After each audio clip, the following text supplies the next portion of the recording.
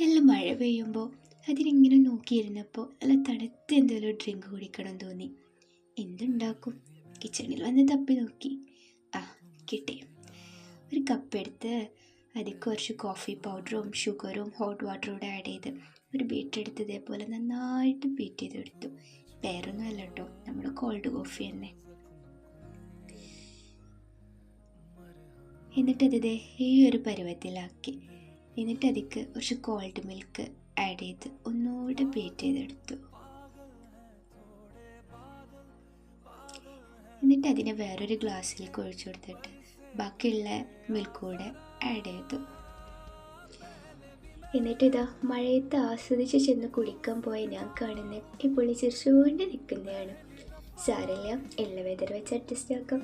അല്ലെങ്കിൽ ഒരു അഡ്ജസ്റ്റ്മെൻ്റ് ആണല്ലോ നമ്മുടെ ലൈഫ്, അല്ലേ? നിങ്ങൾ പറയും.